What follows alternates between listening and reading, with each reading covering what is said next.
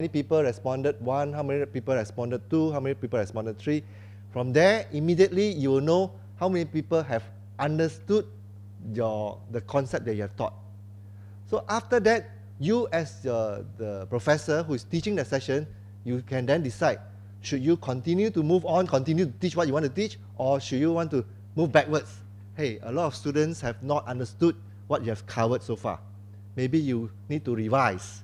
Go back and revise the same concept one more time before we move on to the next topic or next area. So you constantly have a few of these questions throughout your whole lecture series, and then you pace yourself with your students. Because without this, you just continue to deliver, whether the student have heard, understood, you just continue to deliver a lecture. That is normally what we do. But if you want to adopt an active way of teaching, then this is a possibility. This is one way of doing it. You check the understanding of your students along the way, and then you pace your teaching with your students. Okay? So that is one way you do. And RW, if you go back, the RW poll is one possibility. Before this, people have been experimenting with clickers, the physical clickers, which we find that is very, very troublesome. There's a lot of technical issues there, so it's not very good. So this is one of those which we think is very good. We will be experimenting with it. So you can try it as well.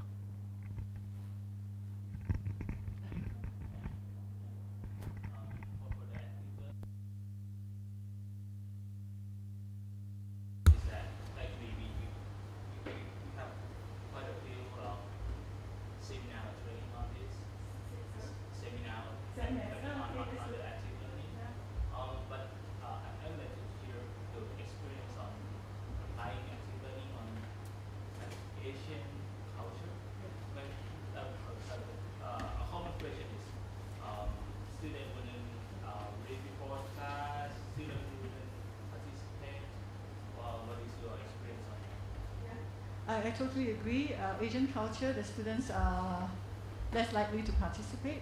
But I find this active learning methodology called think, pair, share. This I find very useful. Okay, for our students, I find that the reason why they don't participate is because they are afraid to be wrong, to give the wrong answer.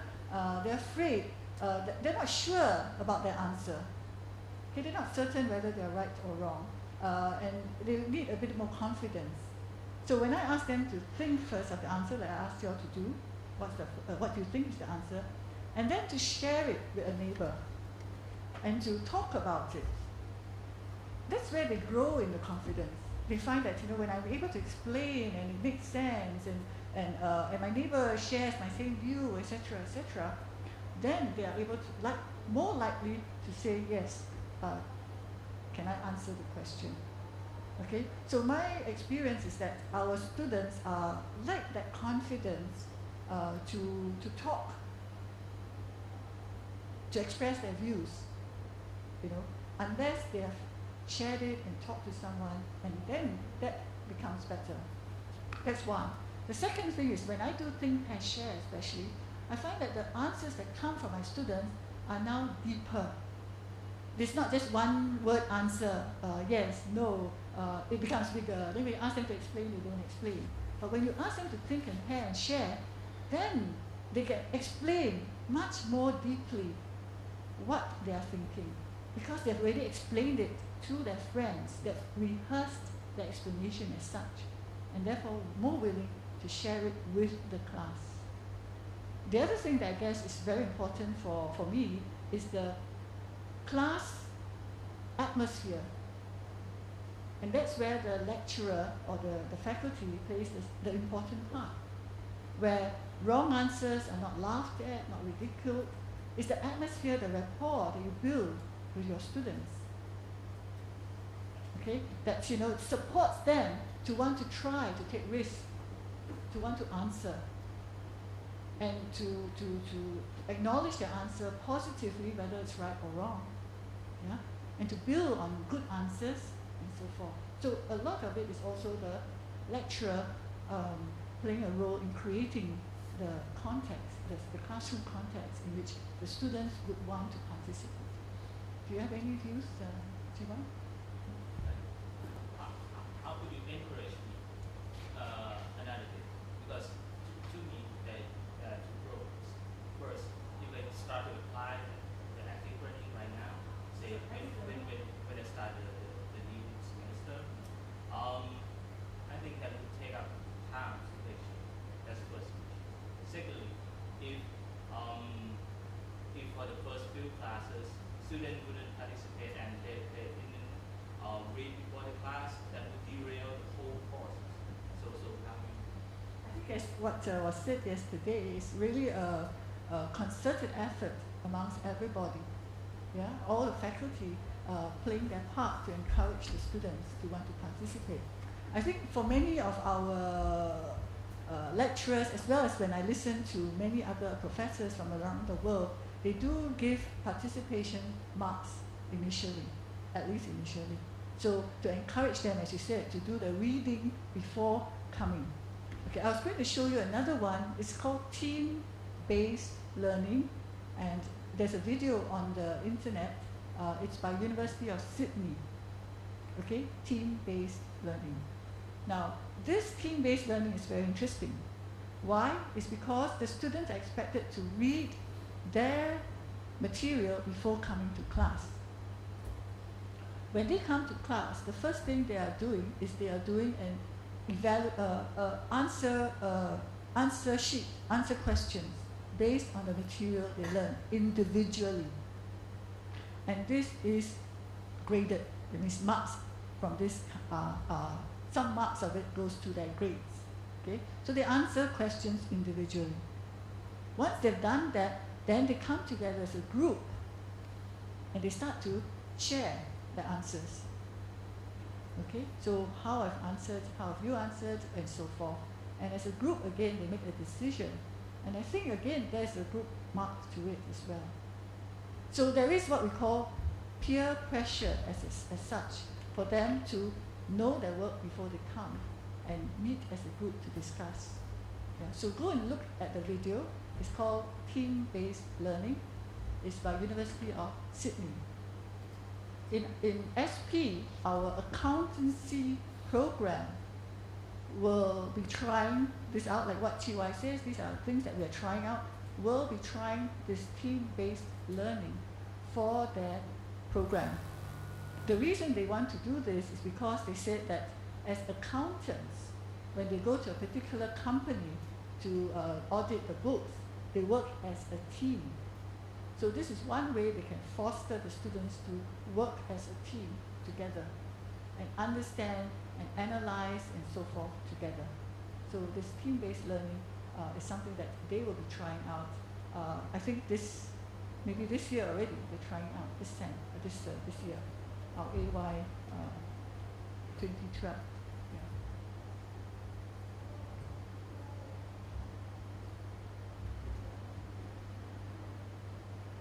Okay, so active learning is really trying to engage students in thinking and problem solving. So very much is dependent on the questions you ask. So I think what you pointed out just now, the professor there pointed out, is really something that involves active learning. They're engaged, okay? There's less emphasis on passive information transmission of information, but students are manipulating, applying, analyzing, and evaluating. Okay?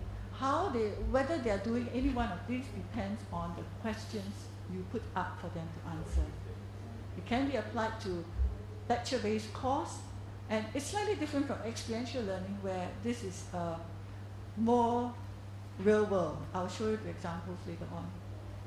But key to all this is this part. When you write your learning outcomes and you ask yourself, what should students know or be able to do, you should reflect it in the learning activities that you design. But once you've got the activities, where you ask them for concepts, then your assessment should also reflect. So there must be alignment between these three bubbles. Outcomes, which you want to achieve, you say, I want my students at the end of my course to be able to solve problems. Then your learning activities must also give them opportunities to solve problems. And then your assessment must test the ability to solve problems. So there must be some alignment. So I think this is another key thing to remember, that it is us as a teacher who is responsible to get the students to be engaged in learning. Okay, it's our responsibility, and to do that, remember that for learning, it is more important to know what the students are doing. That what the students actually do is more important than what we do. So when we design activities, when we write outcomes, when we write assessments, it is student-centered, student-focused. What is the students doing? What is the student supposed to learn? How can I assess the students' learning? That's the questions we need to ask. I showed you this, and that when you explain something to someone, you retain about 95% of what you explain, rather than just to read or to hear, just retain 20% of what you're supposed to learn. The other thing about active learning is that you're talking to someone. Remember my think, pair, share? You're telling someone about what you know, about what you think. And that's where you retain quite a bit. You understand and able to retain quite a bit. So active learning examples would be a think, pair, share, group discussion, debates, concept questions. Experiential learning will be your problem-based learning, your project-based learning, case studies, and so forth. These are where they take actual roles or simulate roles of the profession that they are in. Yesterday, Linda introduced this to you, the COPES learning cycle. So we feel that for engineers, we should start with a concrete example, get them to build something, okay? And once that is done, get them to reflect on what they observed, what they have learned. Then you start to draw up the concepts. Okay, you saw it becoming bigger. What is the concept behind it? Why do you think it becomes bigger? The whole becomes bigger. And then there's experience. Okay, now let's go and try it out. Test your concept. Okay, so this is from COPE. All right, it also shows you the range of activities. These are our friends from Chilada. Thank you for coming.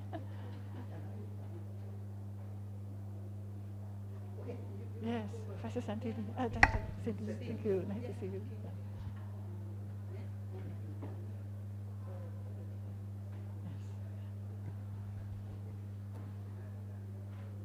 Okay. The whole range of activities for active learning. Okay. One of which I'm going to try out later on in the afternoon is the jigsaw. Have you all done jigsaw before? Have you all done jigsaw before? You have done jigsaw already? Yes? Have you tried jigsaw in your class? Have you done jigsaw before? Maybe. Okay, we'll do it in the afternoon. So jigsaw is an active learning technique. It is a cooperative, that means students learn together. Okay, students learn together. So the role of the instructor is not to lecture, but to facilitate learning. And the students form teams where they learn together and where they teach each other. Okay? So there is a sort of contract that's formed between the members to motivate each other to learn and take responsibility of their own learning. They engage students' engagement with materials. This method also facilitates interaction and also develops communication and teamwork. Okay, and they claim, this from CDIO, claims that it is an efficient way, okay? So in the afternoon, we'll be doing this. I'll show it to you in the afternoon where we'll form 4 groups and we'll look at 4 concepts and so forth. So because of lack of time, we'll do this in the afternoon. Yeah, I'll move all this. Okay. I think as raised by the professor there, we want to raise up our quality of student learning. You all use Bloom's taxonomy, yeah? And this is another taxonomy. We use Bloom's taxonomy as well. But this one I find quite good in the sense that for engineering, for maths, that's compute, yeah? So instead of just getting your students to define and to compute, right? We can get them to explain, to solve, and to judge. Yeah? So we set questions that allow us to do this. Okay, so this is the end, the last slide.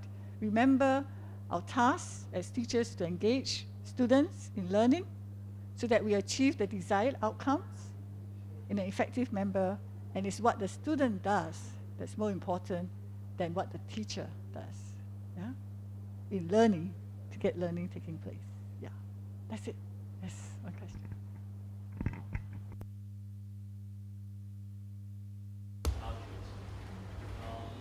We can rely on students' responsibility.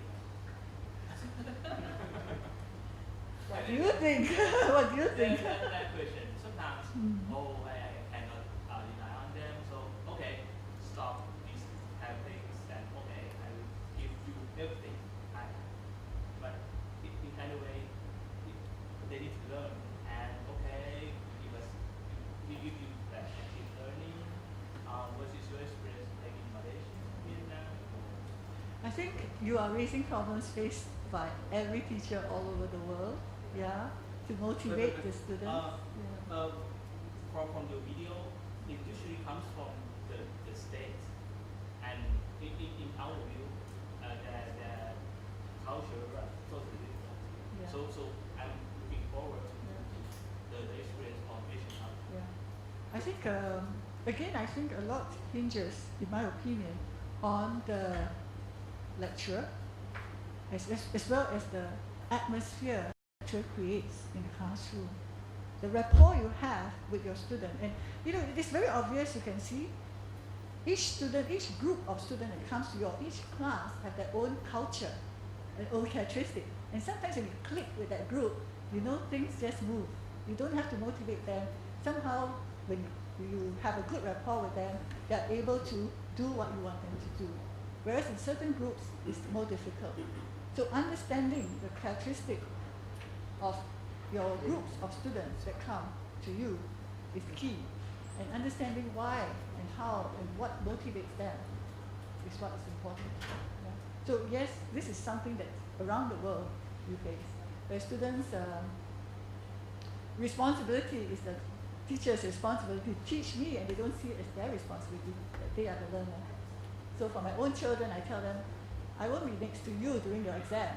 You have to sit for the exam, correct? And therefore, it's your responsibility to learn, not mine. Yeah? But I facilitate.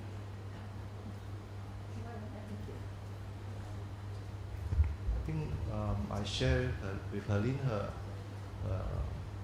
version of how to motivate students. By and large, I think the responsibility to learn must be from the learner.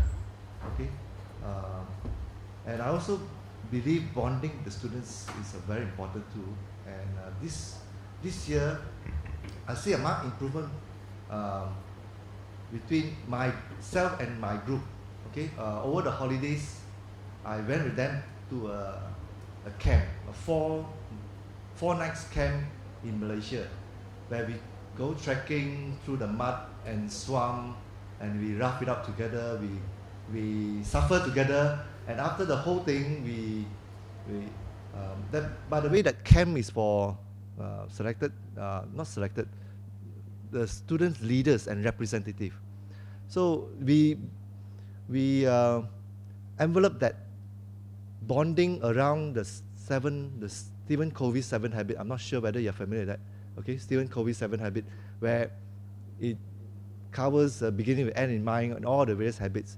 So after the whole camp, okay, every one of us are very, very close because we suffer together, we rough it out together. So when we started the lesson, they already know me, and they don't treat me like a lecturer or somebody else. Okay, although I'm a deputy director in the school, but they treat me as a friend.